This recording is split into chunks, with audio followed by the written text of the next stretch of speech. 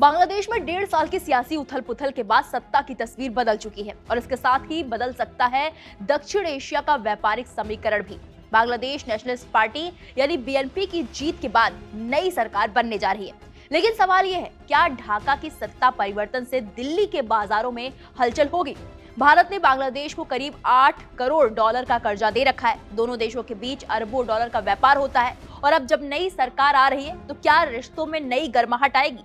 आज हम आपको बताएंगे भारत बांग्लादेश के बीच कौन कौन सा सामान आता जाता है, कितना व्यापार होता है और सबसे बड़ी बात, भारत में क्या क्या सस्ता हो सकता है। देखिए हमारी ये खास रिपोर्ट। बांग्लादेश की राजनीति में बदलाव के साथ ही भारत की नजर सिर्फ कूटनीति पर नहीं बल्कि बाजार पर भी है। भारत और बांग्लादेश के बीच व्यापारिक रिश्ता बेहद अहम है।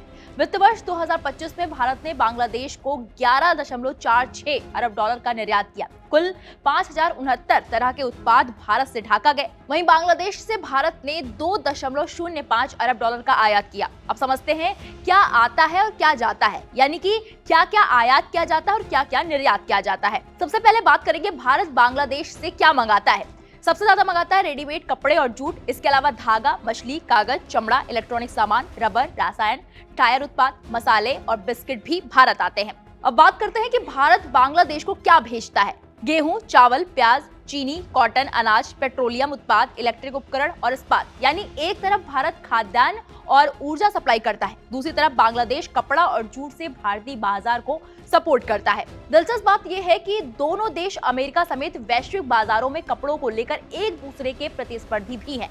हाल ही में वाणिज्य मंत्री पीयूष गोयल ने कहा कि भारत अमेरिका ट्रेड डील के तहत भारतीय कपड़ा निर्यातकों को भी वही जीरो टैरिफ लाभ मिलेगा जो बांग्लादेश को मिलता है। इसका मतलब साफ है, अमेरिका के बाजार में भारतीय टेक्सटाइल को अब और मजबूती मिलेगी। अब सबसे बड़ा सवाल, भारत में क्या सस्ता हो सकता है? अगर बांग्लादेश के साथ व्यापारिक रिश्ते और मजबूत होते हैं तो रेडीमेड गारमेंट्स और कपड़े की कीमतों में नरमी आ सकती है।